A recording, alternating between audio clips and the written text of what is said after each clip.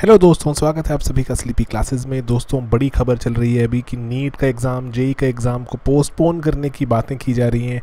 बहुत सी जगहों पे प्रोटेस्ट भी हो रहे हैं।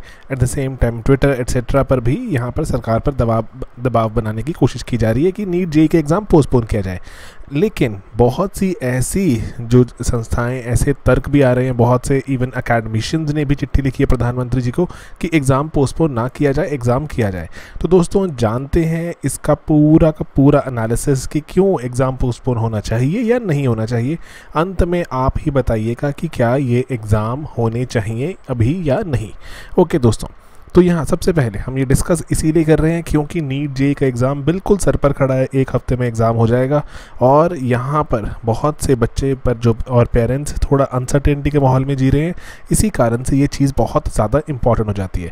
दोस्तों, सबसे पहली बात, अगर आप जानते हैं कि नीट जेई के एग्ज़ाम के बारे में बात हो रही है तो सबसे पहली बात, ये एग्ज़ाम कंडक्ट कौन करता है दोस्तों? ये NTA कंडक्ट करवाता है, जो नेशनल टेस्टिंग एजेंसी है। ये जेई भी कंडक्ट करता है, इवन कि और भी बहुत से एग्ज़ाम जेई नीट के अलावा, जो कि एक जो जेई होता है हमारे entrance exam for engineering colleges, IIT etcetera में।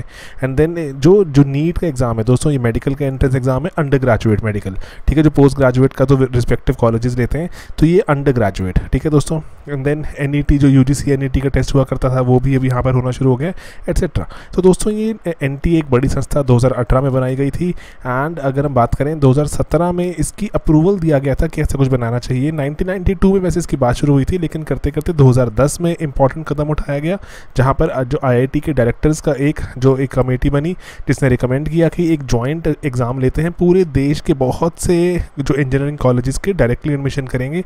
एंड NTA का यहाँ पर गठन भी हुआ था। ओके दोस्तों, तो दोस्तों अभी एग्ज़ाम की बात आ गई है, कोविड का साल चल रहा है, तो एग्ज़ाम कैंसिल करने की बात भी चल रही है। तो आप में से बहुत से लोग खुद भी ऐसे होंगे जो एग्ज़ाम अभी देने वाले होंगे, या जिन्होंने देखा होगा अपने आसपास किसी को एग्ज़ाम के लिए प्रिपेयर करते हुए। तो बहुत ही अनसर्टेनिटी का माहौल है। तो ऐसे माहौल में स्टूडेंट्स के पर्सपेक्टिव से चीज़ों को इमेजिन करना बहुत ज़्यादा ज़रूरी है कि चीज़ें एग्ज़ाम कैंसिल करने के लिए स्टूडेंट्स क्यों कह रहे हैं। ओके दोस्तों, सबसे पहली बात दोस्तों, एक्सेसिबिलिटी का बहुत ज़्यादा बड़ा इशू है। बसेस नहीं है, ट्रेन्स, फ्लाइट्स, इवन कि बहुत से बच्चे ऐसे हैं जिनके पेरेंट्स UAE एट्सेट्रा में जॉब करते हैं, उनको यहाँ फ़्लाइट लेकर आना होगा एग्ज़ाम देने के लिए। अभी फ़्लाइट्स भी नहीं है, वंदे भारत फ़्लाइट्स में भी लिमिटेड ही कैपेसिटी होती है। एंड देन ट्रैवलिंग का जो रिस्क है दोस्तों, ट्रैवल करते हुए भी आपको अगर इन्फेक्शन हो सकती है। एंड देन जो बहुत से ऐसे लोग हैं जो प्राइवेट कन्वेंस अफोर्ड ही नहीं कर सकते। आपने सुना होगा ना, ये 85 किलोमीटर जो अपने बेटे को एग्ज़ाम दिलाने के लिए साइकिल पर ले गए थे। ऐसे ऐसे जब देश में हमारे इतने सारे किस्से हो रहे हैं क्योंकि बसेस, ट्रेन नहीं चल रही। जब आपने देखा होगा नॉर्मल भी रिक्रूटमेंट होती है तो बसेस एकदम लद कर आती हैं क्योंकि इतनी कैपेसिटी नहीं है। अब इमेजिन जब बसेस, ट्रेन चल ही नहीं रही या अपनी कैपेसिटी से बहुत कम चल रही हैं, लॉकडाउन में है अभी, तो कैसे होगा एग्ज़ाम। ओके, देन दोस्तों, इन्फेक्टेड स्टूडेंट्स की बात करें अगर, कि कैसे इंश्योर किया जाएगा कि बाकी स्टूडेंट्स को वो इन्फेक्ट ना करें। एट द सेम टाइम कि अगर देखो दोस्तों, नॉर्मली भी कोई बीमार हो सकता है, लेकिन ये ऐसा साल है जहाँ पर बहुत से लोग बिना बात के बीमार हैं, क्योंकि ऐसी एक बीमारी आ गई है जो कि बिल्कुल हमारे सबके बीच में घूम रही है और कभी भी कोई भी बीमार हो सकता है। दोस्तों, अभी थोड़ा मैं भी वैसे बीमार चल ही रहा हूँ, तो लेकिन स्टिल मैंने कभी जाकर कोई ऐसे, जहाँ तक मेरे जो नॉलेज में है, मैंने कभी कोई किसी से अननेसेसरीली मीटिंग नहीं करी, पूरे प्रिकॉशंस लिए। उसके बावजूद भी अगर इन्फेक्शन होनी है तो हो ही जा रही है।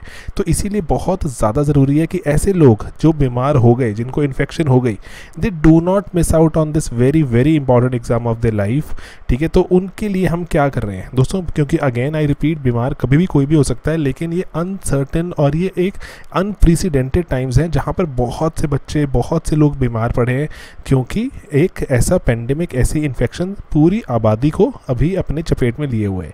तो इस चक्कर में क्या हम उन बच्चों को छोड़ दें कि आप बीमार हैं तो आप पेपर नहीं देंगे। ओके दोस्तों, देन दोस्तों, यहाँ पर जो एक और इम्पॉर्टेंट, बहुत ही ज़्यादा इंपॉर्टेंट सवाल है कि बहुत से बच्चे हैं लाइब्रेरीज में जाके पढ़ते हैं, घर में इतनी जगह नहीं होती पढ़ने की, और इनफैक्ट अभी लॉकडाउन एट्सेट्रा के चलते घर बिल्कुल भरे हुए हैं, सभी लोग घरों में बैठे हैं।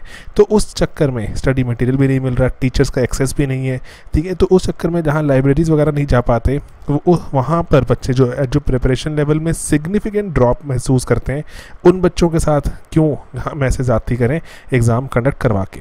देन दोस्तों स्टूडेंट की स्टेट ऑफ माइंड, ये तो बहुत ज़्यादा एक कॉमन जो एक आर्गुमेंट दिया जा रहा है। स्टेट ऑफ माइंड इतना अनसर्टेन है कि ज़िंदगी के यहाँ पे सवाल बना हुआ है। उसके बाद हम एक और ऐसा एक एग्ज़ाम जो बहुत ही प्रेशर वाला एग्ज़ाम है तो उसमें हम बच्चों को गुजारें, तो ये एक आर्गुमेंट भी प्रेजेंट किया जा रहा है। देन दोस्तों फ्लड्स, दोस्तों नॉर्मली जो एग्ज़ाम होते हैं वो अप्रैल मई में होते हैं, नीट और जेई के।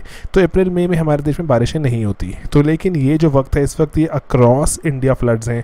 17 हमारी स्टेट्स में फ्लड्स हैं जहाँ पर बारिश इतनी ज़्यादा हो रही है, इंक्लूडिंग हमारी कैपिटल न्यू दिल्ली। दोस्तों वहाँ पर भी फ्लड्स हैं।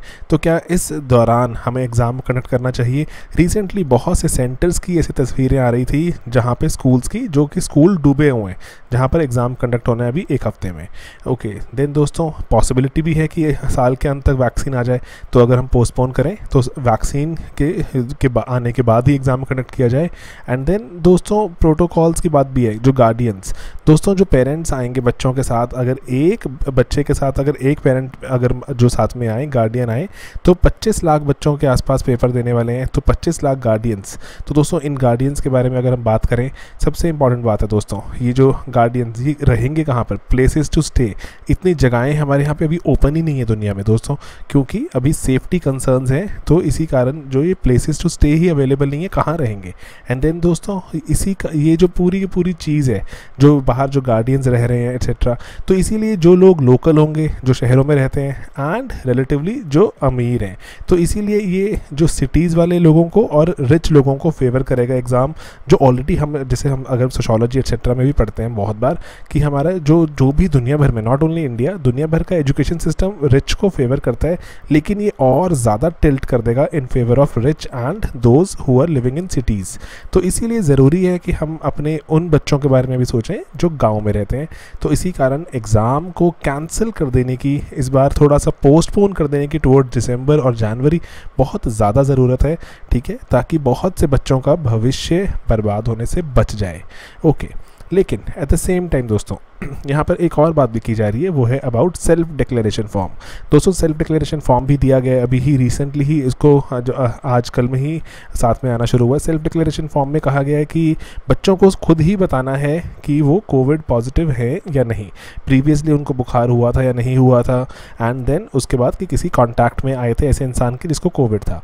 तो दोस्तों सिर्फ सेल्फ डिक्लेरेशन फॉर्म है, फ़ोटो लगा कर साइन करके देना है एंड दैट्स इट। तो क्या इस पर कोई खास क्लैरिटी नहीं इशू हुई कि टेस्ट करवाना है कि नहीं करवाना एट्सेट्रा?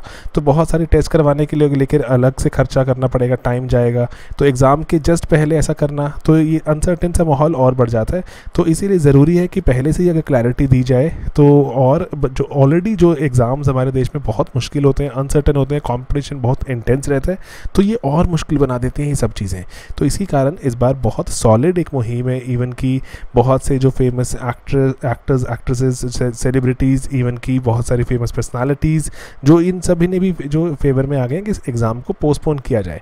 तो लेकिन द सेम टाइम दोस्तों ये एग्ज़ाम कैंसिल ना करने की भी यहाँ डिमांड बहुत तेज़ चल रही है, क्योंकि दोस्तों ये आर्गूमेंट बहुत वैलिड आर्गूमेंट है कि पूरा एक साल बर्बाद हो जाएगा। कॉलेजेस स्कूल्स नहीं चल रहे हैं ऑलरेडी, तो एक साल बच्चे जो इसी साल कोई स्किल ऐड नहीं हुआ, कोई एग्ज़ाम उनका जो पूरा नहीं हुआ, एक एकेडमिक ईयर का मेजर लॉस हो जाएगा। एंड देन दोस्तों यहाँ पर बात हो रही है कि अगर देखें हमारे जो देश में की सिचुएशन ऐसा नहीं है कि बहुत इंप्रूव होती जा रही है कि आने वाले टाइम में नवंबर दिसंबर में हाँ एकदम से चीज़ें सही हो जाएंगी, ऐसा नहीं होगा। एट द सेम टाइम दोस्तों रिकवरी रेट भी काफ़ी अच्छा है, अगर कोई बीमार हो रहा है तो वो रिकवर भी हो रहा है। तो इसी कारण से ये थोड़ा डर को कम भी करता है कि हमें डरने की बात नहीं है, जैसे वो कहना शुरू हो गए हैं, we have to start living with the virus. तो इसीलिए वो कह रहे हैं कि इसके साथ ही जीना होगा, तो एग्ज़ाम तो होंगे ही। एट द सेम टाइम दोस्तों नॉर्मैलिटी कब आएगी वापस कोई कह नहीं सकता, दिसंबर जनवरी फरवरी कब आएगी, नोबडी कैन प्रिडिक्ट। तो इसलिए वापस जो नॉर्मल लाइफ रिस्टोर करनी ग्रेजुअली शुरू करनी होगी। देन दोस्तों उसके बाद जो अगर एग्ज़ाम अभी कैंसिल हो गया, तब जब नेक्स्ट टाइम एग्ज़ाम होगा नवंबर दिसंबर जब भी होगा, फिर से लगेगा कि एग्ज़ाम कैंसिल ना हो जाए, पढ़ाई करना और मुश्किल हो जाएगा। एट द सेम टाइम दोस्तों यहाँ पर जो जेई मेन वगैरह जो कंडक्ट करवाने की बात हो रही है एनटीए द्वारा, तो वो कह रहे हैं कि हमने सोशल डिस्टेंसिंग नॉर्म्स फॉलो किए हैं, ऑल्टरनेट सीट्स से बच्चों को बैठाएंगे, जो इन्विजिलेटर्स हैं उनकी संख्या भी दोगुनी कर दी गई है। उसके बाद जो नीट एग्ज़ाम में जो 24 बच्चे बैठते हैं कमरे में वो घटाकर 12 कर दिए गए हैं।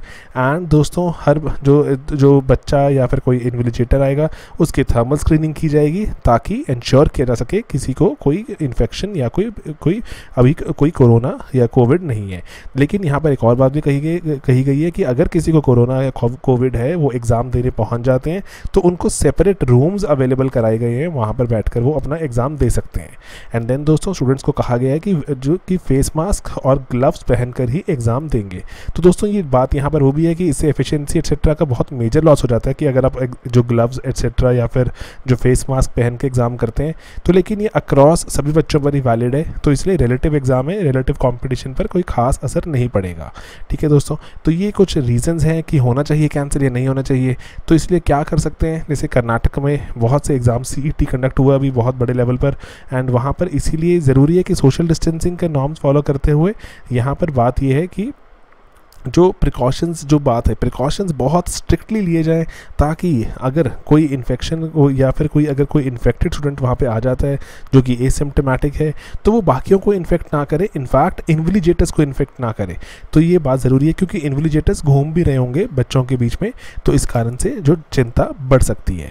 ठीक है, तो ये कुछ बातें ज़रूरी हैं। तो लेकिन इस सब के बीच में आपका क्या विचार है दोस्तों, आपका क्या व्यू है यहाँ पर, आपको क्या लगता है क्या करना चाहिए, कैसे देखते हैं आप इस पूरी सिचुएशन को, मुझे प्लीज़ कमेंट्स में बताइए।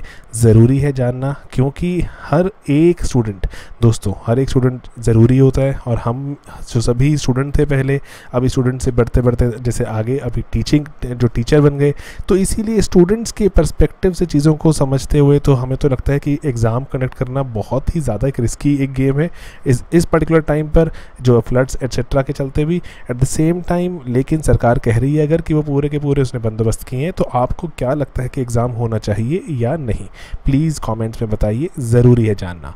ऑलराइट दोस्तों, मिलते हैं अपने अगले वीडियोज़ में बहुत ही जल्द। Bye bye, take care.